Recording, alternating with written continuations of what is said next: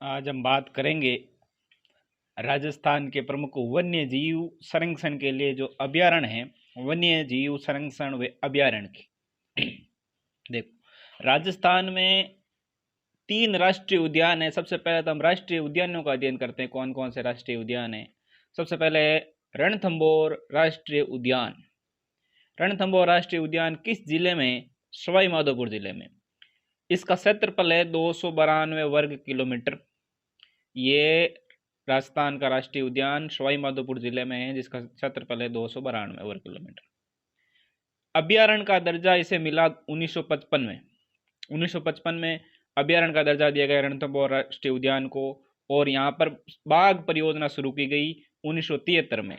और ये बाघ परियोजना राजस्थान की प्रथम बाघ परियोजना थी।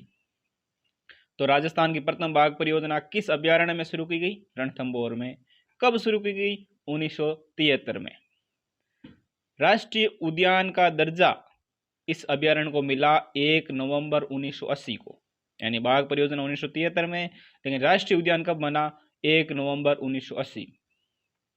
राजस्थान का प्रथम राष्ट्रीय उद्यान भी यही है, यानी राजस्थान का प्रथम राष्ट्रीय उद्यान पूछे तो भी रणथंभौर राष्ट्रीय उद्यान, या राजस्थान की प्रथम बाघ परियोजना कहाँ शुरू की गई तो भी राष्ट्रीय उद्यान रणथंभौर राष्ट्रीय उद्यान में शुरू की गई। ये सवाई माधोपुर जिले में है। यहाँ 2008 में सरिस्का से बाघों का स्थानांतरण किया गया, यानी यहाँ बाघ संरक्षण परियोजना चल रही है। तो यहाँ 2008 में सरिस्का जो कि अलवर में, तो सरिस्का से यहाँ पर बाघ लाए गए। ये स्थानांतरण हेलीपैड के द्वारा किया गया, यानी हेलीकॉप्टर से यहाँ लाए गए। और इस तरह का स्थानांतरण विश्व में प्रथम बार किया गया, यानी ऐसा विश्व में पहली बार हुआ जब हेलीकॉप्टर से बाघों का एक जगह से दूसरी जगह स्थानांतरण किया गया। वो किया गया था रणथंभौर राष्ट्रीय उद्यान में। सरिस्का से लाए गए थे बाघ, और कब लाए गए? 2008 में। आगे देखो, 2009 में यहाँ मछली बाघिन को लाइफ टाइम अचीवमेंट अवार्ड दिया गया। ये एक बाघिन थी जिसका नाम रखा गया था मछली। उस बाघिन को 2009 में एक अवार्ड दिया गया, लाइफ टाइम अचीवमेंट अवार्ड।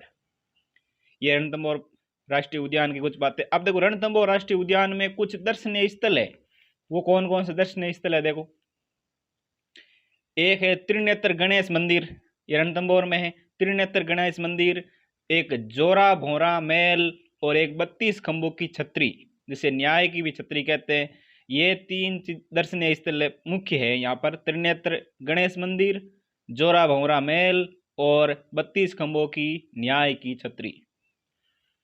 आगे देखो, यहाँ पर जो जलापूर्ति है वो किससे होती है? जलापूर्ति राम सागर तालाब, पद्म तालाब और मलिक सरोवर, इन 3 जल स्रोतों से जलापूर्ति होती है। राम सागर तालाब, पद्म तालाब और मलिक सरोवर से। ये रणथंभौर हो गया। अगला जो राष्ट्रीय उद्यान है वो है आपका केवलादेव राष्ट्रीय उद्यान। देखो, केवलादेव राष्ट्रीय उद्यान किस जिले में है? भरतपुर में। तो भरतपुर में केवलादेव राष्ट्रीय उद्यान। ये अभयारण्य का दर्जा इसे मिलता है 1956 में। अभयारण्य का दर्जा 1956 में, और राष्ट्रीय उद्यान बना ये 27 अगस्त 1981 को। 27 अगस्त 1981 यहाँ में ये राष्ट्रीय उद्यान बना। और ये रामसर वेटलैंड का भी इसे दर्जा मिला हुआ है। तो ये कब मिला था इसको?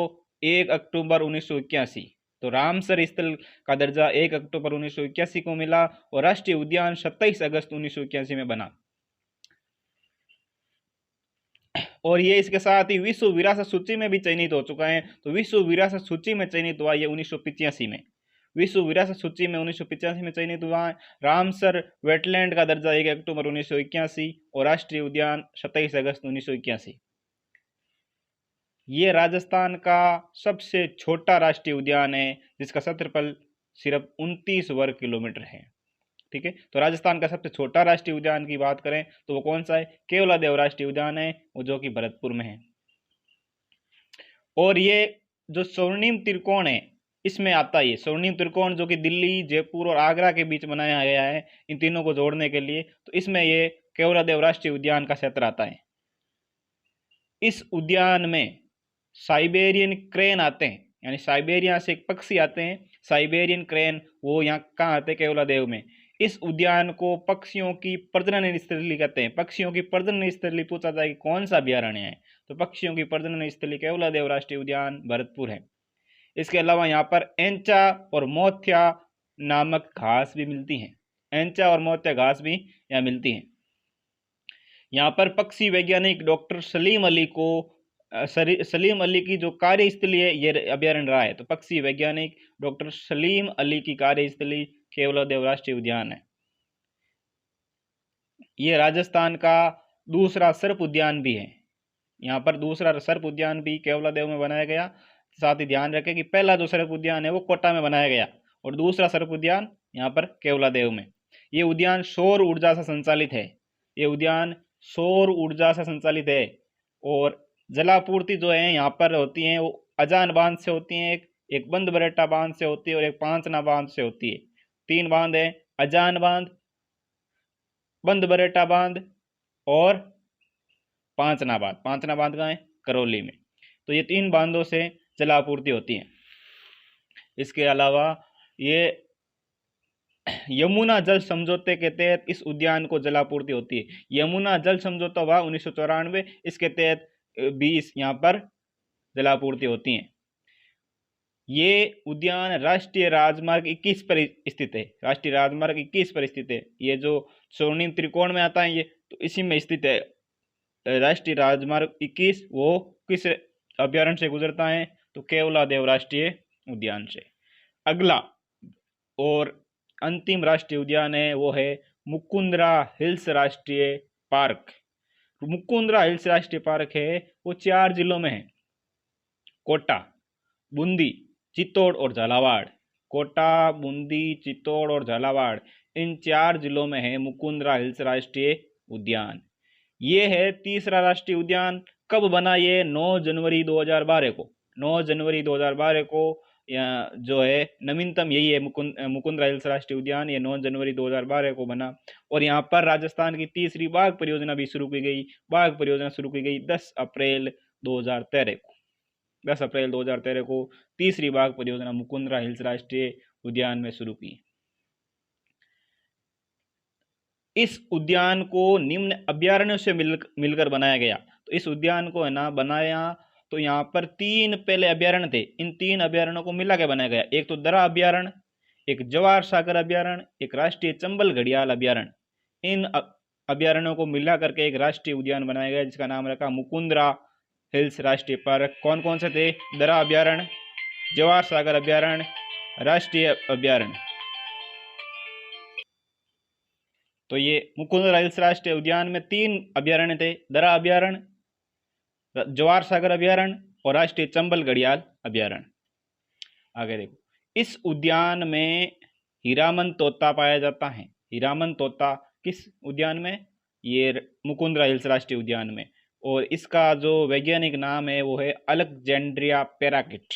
अलेक्जेंड्रिया पैराकिट यहाँ मिलता है। और इसी के साथ यहाँ पर एक दर्शनीय स्थल है इस उद्यान में, अबली मिणी का महल। अबली मिणी का महल कोटा में, वो मुकुंदरा हिल्स राष्ट्रीय उद्यान में है। ये तो हो गए राजस्थान के राष्ट्रीय उद्यान। अब कुछ अभ्यारण्य हैं। देखो, राजस्थान में 27 अभ्यारण्य हैं, तो उनको पढ़ते हैं। देखो, सबसे पहला है सरिस्का। सरिस्का अभ्यारण्य। सरिस्का अभ्यारण्य अलवर में। स्थापना हुई इसकी 1955 में। 1955 में। यहाँ पर कौन से देखो जीव जंतु मिलते हैं? सर्वाधिक मोर यहाँ है, कबूतर सर्वाधिक है। यहाँ पर एक पठार है, क्रास का वे कांकनवाड़ी पठार, ये अलवर में है और इसी अभ्यारण्य में सरिस्का में। सीधा भूगोल में पूछा जाता है कांकनवाड़ी का पठार, तो कांकनवाड़ी का पठार अलवर में। यहाँ पर द्वितीय बाघ परियोजना शुरू की गई 1978 में। सरिस्का में बाघ परियोजना भी चल रही है। तो ये राजस्थान की द्वितीय बाघ परियोजना थी, 1978 में शुरू की ये सरिस्का में। इसके अलावा यहाँ दर्शनीय स्थल जो है वो है आपके एक भरतरी का जो मंदिर है, और इसके अलावा नीलकंठ महादेव मंदिर है और पांडुपोल मंदिर है।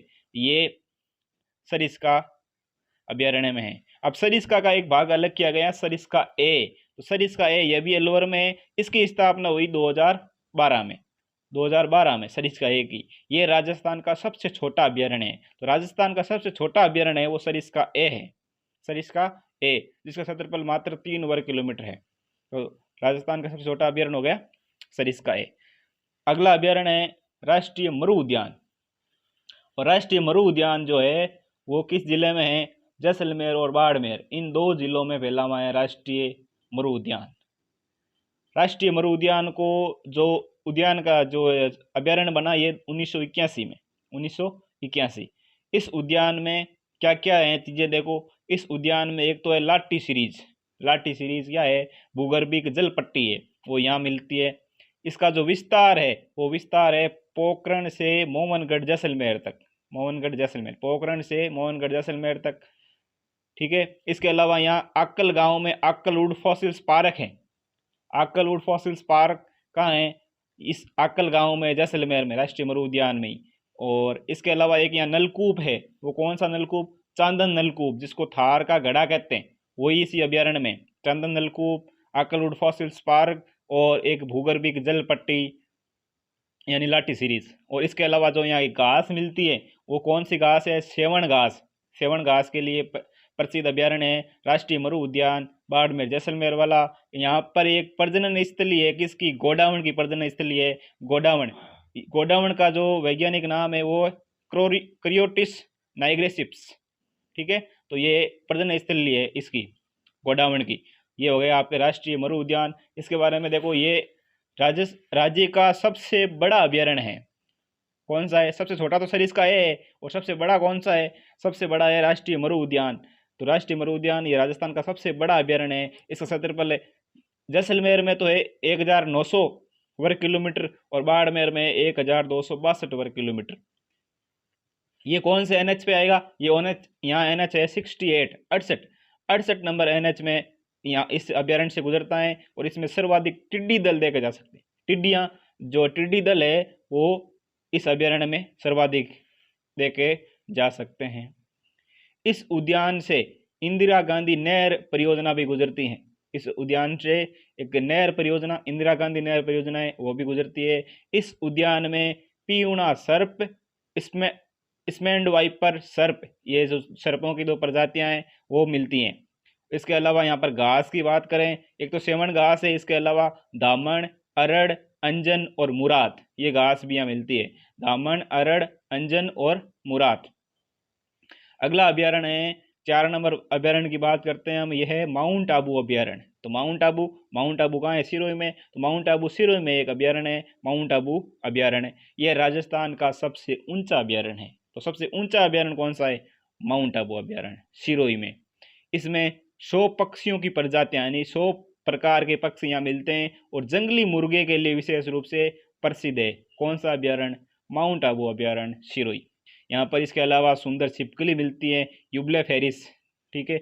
डिकिल पटेरा आबुएसिस यहाँ नामक जो औषधि है वो यहाँ मिलती है। एसिस औषधि पादप है, वो यहीं मिलता है। इको सेंसिटिव जोन में चयनित हो चुका है माउंट आबू अभ्यारण्य 2009 में। तो इको सेंसिटिव जोन में कब चयनित हुआ? 2009 में। डिकिल पटेरा आबुएसिस औषधीय पादप यहाँ मिलता है, सुंदर छिपकली मिलती है और विशेष रूप से जंगली मुर्गों के लिए प्रसिद्ध है। और राजस्थान का सबसे ऊंचा अभ्यारण्य कौन सा है? माउंट आबू, सिरोही। अगला अभ्यारण्य की बात करते हैं और वो अभ्यारण्य है कोटा अभ्यारण्य, कुंभलगढ़ अभ्यारण्य। कुंभलगढ़ अभ्यारण्य है, ये कौन से जिले में? राजसमंद, पाली और उदयपुर, इन 3 जिलों में कुंभलगढ़ अभ्यारण्य। राजसमंद, पाली और उदयपुर में 3 जिलों में फैला हुआ है कुंभलगढ़ अभ्यारण्य। इसको 1971 में अभ्यारण्य का दर्जा दिया गया। इस अभ्यारण्य में क्या खास है? इस अभ्यारण्य में चंदन के वृक्ष मिलते हैं। चंदन के वृक्ष कुंभलगढ़ अभ्यारण्य में मिलते हैं। इसी के साथ ये भेड़िया प्रजनन के लिए प्रसिद्ध है। भेड़िया प्रजनन के लिए कौन सा है? कुंभलगढ़, ठीक है। रणकपुर पाली का जो जैन मंदिर है वो इसी अभ्यारण्य में है, कुंभलगढ़ में। बंगाल की खाड़ी और अरब सागर अपवार नदी तंत्र के उद्गम होते हैं, यानी दोनों, एक तो बंगाल की खाड़ी और अरब सागर, दोनों नदी तंत्र की नदियां इस अभ्यारण्य में उद्गमित होती हैं, यहाँ से निकलती हैं। अगला अभ्यारण्य जयसमंद अभ्यारण्य, जयसमंद उदयपुर में, जयसमंद उदयपुर में। और ये 1955 में इसको दर्जा मिला। इसको जलचरों की बस्ती कहते हैं। तो जलचरों की बस्ती किस अभ्यारण्य को कहते हैं? जयसमंद अभ्यारण्य, उदयपुर। अगला अभ्यारण्य देखते हैं, और वो अभ्यारण्य है फुलवारी अभ्यारण्य। ये कहाँ है? उदयपुर में। कब मिला दर्जा? 1983। महाराणा प्रताप की कर्मस्थली है ये फुलवारी अभ्यारण्य। इस अभ्यारण्य में मानसी वाकल जल परियोजना गुजरती हैं। तो ये चीजें ध्यान रखनी है। मानसी वाकल परियोजना किस जिले से गुजरती है? फुलवारी की नाल अभ्यारण्य से। ठीक है। जलचरों की बस्ती जयसमंद अभ्यारण्य। अगला अभ्यारण्य सज्जनगढ़। सज्जनगढ़ अभ्यारण्य कहाँ है? उदयपुर में। इसको दर्जा मिला 1987 में। ये अभ्यारण्य जैविक उद्यान की श्रेणी में आता है। जैविक उद्यान की श्रेणी में आता है सज्जनगढ़ अभ्यारण्य उदयपुर। ये राजस्थान का दूसरा सबसे छोटा अभ्यारण्य है।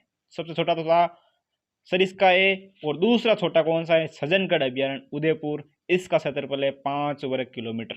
5 वर्ग किलोमीटर ये है सज्जनगढ़ अभ्यारण्य, जो दूसरा सबसे छोटा है राजस्थान का। अगला अभ्यारण्य देखते हैं, और यह अभ्यारण्य है सीता माता अभ्यारण्य। सीता माता अभ्यारण्य भी 3 जिलों में फैला हुआ है, उदयपुर, प्रतापगढ़ और चित्तौड़। उदयपुर, प्रतापगढ़ और चित्तौड़गढ़ में। इसको 1979 में दर्जा मिला। यहाँ सर्वाधिक देखे जा सकते हैं सागवान के वन और औषधीय पादप और जैव विविधता बहुत ज्यादा है यहाँ पर सीता माता अभ्यारण्य में। ये चित्तल की मातृभूमि है। तो चित्तल की मातृभूमि किस अभ्यारण्य को कहा जाता है? चित्तल की मातृभूमि अभ्यारण्य है सीता माता अभ्यारण्य। यहाँ रेड फ्लाइंग स्क्विरल पेटोरिस्टा एलिवेटर उड़न गिलहरी का ये वैज्ञानिक नाम है, यानी उड़न गिलहरी यहाँ पाई जाती है। और इसका जो स्थानीय नाम है उड़न गिलहरी का मसोवा। ये मिलती है सीता माता अभ्यारण्य में। यहाँ पर 2 झरने हैं, लव और कुश नाम के 2 झरने हैं। इसके अलावा यहाँ पर 5 नदियों का संगम है सीता माता अभ्यारण्य में। कौन सी 5 नदियां हैं? करमोई, जाखम, सीता माता, बुद्धो और नीलेश्वर। करमोई, जाखम, सीता माता, बुद्धो और नालेश्वर। ठीक है, ये हैं आपके नदियां इस अभ्यारण्य में। अगला अभ्यारण्य है चित्तौड़गढ़ का, उसका नाम है भैंसरोडगढ़ अभ्यारण्य। भैंसरोडगढ़ अभ्यारण्य बना 1983 में। ये अभ्यारण्य अरावली पर्वतमाला तथा विंध्याचल पर्वतमाला के संगम पर स्थित है। तो अरावली और विंध्याचल पर्वतमालाओं के संगम पर स्थित है भैंसरोडगढ़ अभ्यारण्य चित्तौड़गढ़ में। इस अभ्यारण्य में चंबल नदी के द्वारा एक जलप्रपात बनाया जाता है, चुलिया जलप्रपात। तो चुलिया जलप्रपात जो है वो भैंसरोडगढ़ अभ्यारण्य चित्तौड़गढ़ में है। ये हो गया भैंसरोडगढ़।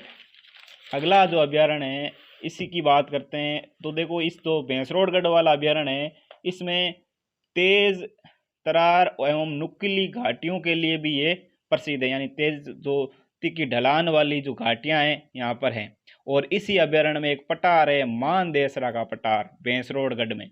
मानदेसरा का पठार यहाँ है, और नुकीली तेज तरार घाटियों के लिए भी ये प्रसिद्ध है। अगला अभ्यारण्य है बस्सी अभ्यारण्य। बस्सी अभ्यारण्य है चित्तौड़गढ़ में। ये अभ्यारण्य विंध्याचल पर्वतमालाओं में स्थित है। ये तो कौन सी बस्सी अभ्यारण्य चित्तौड़गढ़ विंध्याचल पर्वतमाला में स्थित है। दरा अभ्यारण्य कोटा और झालावाड़ दोनों जिलों में फैला हुआ है, और ये 1955 में अभ्यारण्य का दर्जा इसको मिला। इसके अलावा अगला अभ्यारण्य है जवाहर सागर अभ्यारण्य। जवाहर सागर अभ्यारण्य है कोटा, बूंदी और चित्तौड़गढ़। कोटा, बूंदी और चित्तौड़गढ़ में। ये 1975 में बना और घड़ियाल संरक्षण हेतु बनाया गया था। जवाहर सागर अभ्यारण्य कोटा, बूंदी और चित्तौड़गढ़ में किसके लिए बनाया गया? घड़ियाल संरक्षण के लिए। अगला अभ्यारण्य है रामगढ़ विषधारी। रामगढ़ विषधारी बूंदी। देखो, इसको 1982 में अभ्यारण्य का दर्जा दिया गया। इसको रणथंभौर का जच्चा घर कहते हैं। रणथंभौर का जच्चा घर किसको कहते हैं? रामगढ़ विषधारी बूंदी को। और यहाँ अभी राजस्थान का 4था टाइगर प्रोजेक्ट बनाया गया है। ये राजस्थान का 4था टाइगर प्रोजेक्ट बनाया गया है, और देश का 52वां टाइगर प्रोजेक्ट है। ये बनाया गया जून 2021 में, इसका चयन किया गया था 4थे टाइगर प्रोजेक्ट के लिए। अगला अभ्यारण्य है राष्ट्रीय चंबल घड़ियाल अभ्यारण्य। तो राष्ट्रीय चंबल घड़ियाल अभ्यारण्य ये कौन से जिलों में है? कोटा में, बूंदी, कोटा, बूंदी, सवाई माधोपुर, करौली, धौलपुर, जहाँ चंबल बहती हैं इन जिलों में। देखो, कोटा, बूंदी, सवाई माधोपुर, करौली और धौलपुर। ये घड़ियाल के संरक्षण हेतु बनाया गया। ये किसके लिए बनाया गया? घड़ियाल संरक्षण के लिए। जवाहर सागर भी घड़ियाल संरक्षण का जी था। राष्ट्रीय चंबल घड़ियाल अभ्यारण्य, यह भी घड़ियाल संरक्षण हेतु बनाया गया। इसमें 8 कच्छों की प्रजातियां, अलग अलग प्रकार के 8 कच्छों की प्रजातियां मिलती है। इसमें 13 मछलियों की प्रजातियां मिलती हैं। ये एकमात्र नदी अभ्यारण्य है, राजस्थान का एकमात्र नदी अभ्यारण्य है। और इसमें गंगा डॉल्फिन भी मिलती है, गंगा डॉल्फिन भी मिलती है। अगला अभ्यारण्य है शेरगढ़ अभ्यारण्य 12, शेरगढ़ अभ्यारण्य 12। इसको दर्जा मिला 1983 में। इसे सांपों की शरण स्थली भी कहते हैं। तो शेरगढ़ अभ्यारण्य 12 को कहते हैं सांपों की शरण स्थली। इसमें शेरगढ़ दुर्ग भी है जो परवन नदी के किनारे स्थित है। तो शेरगढ़ अभ्यारण्य 12 सांपों की शरण स्थली। इसमें शेरगढ़ दुर्ग जो कि किस नदी के किनारे है? परवन नदी के किनारे, शेरगढ़ 12। अगला केला देवी अभ्यारण्य, केला देवी करौली, दर्जा 1983। इसको डांगलैंड भी कहते हैं। तो डांगलैंड किसको कहते हैं? केला देवी अभ्यारण्य करौली वाले। इसके अलावा अगला है सवाई माधो सिंह अभ्यारण्य सवाई माधोपुर में, सवाई माधो सिंह अभ्यारण्य सवाई माधोपुर में 1955 में इसको दर्जा मिला। और इस अभ्यारण्य में कंवर जी आखेड़ निषिद्ध क्षेत्र सटा हुआ है। तो इसी अभ्यारण्य से सटा हुआ एक आखेड़ निषिद्ध क्षेत्र है कंवर जी आखेड़ निषिद्ध। कौन से अभ्यारण्य में? सवाई माधो सिंह अभ्यारण्य में, सवाई माधोपुर में है ये। अगला अभ्यारण्य है सवाई मान सिंह अभ्यारण्य। सवाई मान सिंह अभ्यारण्य किस जिले में? ये सवाई माधोपुर में है। सवाई मान सिंह अभ्यारण्य सवाई माधोपुर में है, दर्जा 1984 में। इसमें धोंक के वन मिलते हैं। ठीक है, तो ये सवाई मान सिंह अभ्यारण्य किस जिले में? ये ध्यान रखना, सवाई माधोपुर में। कैसर बाग है और कुछ अभ्यारण्य है जो कि धौलपुर के। एक तो है कैसर बाग, कैसर बाग, वन विहार और रामसर, ये तीनों धौलपुर में। कैसर बाग 1955, वन विहार 1955 और रामसर भी 1955, ये 3 अभ्यारण्य बनाए गए। तो 1955 में कैसर बाग धौलपुर, वन विहार धौलपुर और रामसर धौलपुर। अगला अभ्यारण्य है नारगढ़ अभ्यारण्य। नारगढ़ अभ्यारण्य आप सबको पता है किस जिले में? जयपुर में। दर्जा कब मिला? 1980 में। ये अभ्यारण्य जैविक उद्यान की श्रेणी में है। तो एक और अभ्यारण्य जो जैविक उद्यान की श्रेणी में आता है वो कौन सा है? नारगढ़ अभ्यारण्य। नारगढ़ अभ्यारण्य है जयपुर में। और इसके अलावा यहाँ धोंक के वन मिलते हैं। धोंक के वनों के लिए प्रसिद्ध है नारगढ़ अभ्यारण्य। अगला अभ्यारण्य है जयपुर का ही, वो है जमुआ रामगढ़ अभ्यारण्य। जमुआ रामगढ़ अभ्यारण्य जयपुर में 1982 में दर्जा मिला। यहाँ पर भी कौन से वन मिलते हैं? धोंक के वन मिलते हैं। अगला अभ्यारण्य कौन सा अभ्यारण्य? बंद बरेटा अभ्यारण्य। बंद बरेटा अभ्यारण्य कहाँ है? भरतपुर में। और 1985 में यहाँ दर्जा मिला। इसको पक्षियों का घरौंदा कहते हैं, पक्षियों का घरौंदा। किस अभ्यारण्य को? बंद बरेटा अभ्यारण्य भरतपुर को। 26 नंबर का जो अभ्यारण्य है वो है ताल छापर अभ्यारण्य। ताल छापर अभ्यारण्य कहाँ है? चूरू में। 1962 में इसको दर्जा मिला। और ताल छापर अभ्यारण्य काले हिरणों के लिए प्रसिद्ध है। यहाँ पर साइप्रस रोडेंट्स नामक घास मिलती हैं। तो काले हिरणों के लिए प्रसिद्ध है। जो घास कौन सी है? साइप्रस रोडेंट्स। यहाँ हंस प्रजाति का सबसे लाडला पक्षी ग्रेलैंड कुंज अंसर भी मिलता है। हंस प्रजाति का एक पक्षी है अंसर। और स्थानीय भाषा में इसे कहते हैं सिल्टी सवन, ये पक्षी है। इस अभ्यारण्य में जो है द्रोणाचार्य की तपोस्थली रही है। द्रोणाचार्य जो है उनकी तपोस्थली ये रही है ताल छापर। इस अभ्यारण्य में खारे पानी की झील ताल छापर भी है। खारे पानी की एक झील है ताल छापर चूरू में, वो भी इसी ताल छापर अभ्यारण्य में ही है। 27 नंबर अभ्यारण्य है रावली टोडगढ़ अभ्यारण्य। रावली टोडगढ़ अभ्यारण्य 3 जिलों में अजमेर, पाली और राजसमंद 1983 में दर्जा मिला। आपको पता है कि ये तीनों जो है अजमेर और पाली और राजसमंद तीनों जिले अलग अलग संभागों में है। तो ये अभ्यारण्य है जो 3 संभागों में फैला हुआ है। तो अजमेर जो है वो अजमेर संभाग में, पाली जो जोधपुर संभाग में, और राजसमंद किस है? उदयपुर संभाग में। तो ये ऐसा अभ्यारण्य है जो 3 संभाग में फैला हुआ है। कौन सा अभ्यारण्य? रावली टोडगढ़ अभ्यारण्य, अजमेर, पाली और राजसमंद में। आगे देखो राजस्थान के ये तो हो गए अभ्यारण्य। अब देखते हैं कुछ संरक्षित क्षेत्र। संरक्षित क्षेत्र कौन कौन से हैं? जैव संरक्षण हेतु या जीवों की सुरक्षा के लिए बनाए गए। एक तो बीड़ संरक्षित क्षेत्र है झुंझुनू, खेतरी बांसियाला है झुंझुनू, बांसियाला खेतरी है झुंझुनू, मनसा माता झुंझुनू, शाकंभरी माता झुंझुनू, रोटू नागौर और गोगेलाव नागौर, इसके अलावा उमेदगंज कोटा और इसके अलावा जोड़बीड़ बीकानेर, सुंदा माता जालोर, बिसलपुर टोंक, गूड़ा विश्नोई, जोधपुर, जवाई लेपर्ड सिरोही, जवाई लेपर्ड सेकंड सिरोही 14 और 6 अभी और नए बन गए। कुल मिला के संरक्षित क्षेत्र राजस्थान में 20 है। और जंतु वाले कितने?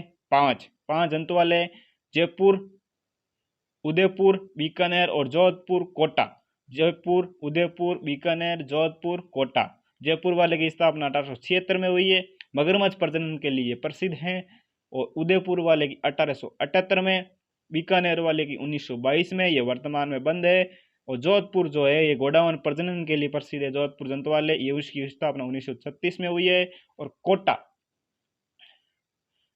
कोटा जो है 1954 में, यानी कि आज़ादी के बाद में ये सिर्फ एक ही है कोटा वाला। उसके बाद सारे देखो ये हो गया जयपुर 1876, उदयपुर 1878, बीकानेर 1922, जोधपुर 1936। जोधपुर किसके लिए? गोडावण प्रजनन के लिए प्रसिद्ध, और जयपुर मगरमच्छ प्रजनन के लिए प्रसिद्ध। और अभी जो बंद है वो है बीकानेर वाला। ये हो गए। इसके अलावा राजस्थान में 2 रामसर साइट है, वेटलैंड। कौन कौन साइट कौन सी है? एक तो केवला देव राष्ट्रीय उद्यान जो कि कहाँ है? भरतपुर में, और ये इसको दर्जा मिला 1 अक्टूबर 1981 को। और एक है सांबर झील जयपुर में, ये वेटलैंड की दर्जा मिला हुआ इसको 23 मार्च 1990 से। इस झील में कौन सा पक्षी मिलता है? राजहंस फ्लेमिंगो पक्षी यहाँ मिलता है। इसके अलावा यहाँ राजस्थान में अब बात करें तो मर्ग वनों की, तो वो 7 मर्ग वन है। कितने मर्ग वन है? 7 मर्ग वन है। कौन कौन से अभी देख लेते हैं। देखो दुर्ग वन जो है ये एक तो मर्ग वन है चित्तौड़गढ़ में, और सज्जनगढ़ है उदयपुर में, सज्जनगढ़ उदयपुर में, अमृता देवी जोधपुर में, पंचकुड पुष्कर में, माच्या सफारी जोधपुर में, संजय उद्यान जयपुर में, अशोक विहार जयपुर में। ये कुछ वन्य जीव अभ्यारण्य हमने पढ़े। उसके अलावा हमने मर्ग वन पढ़े और राष्ट्रीय उद्यान पढ़े हैं।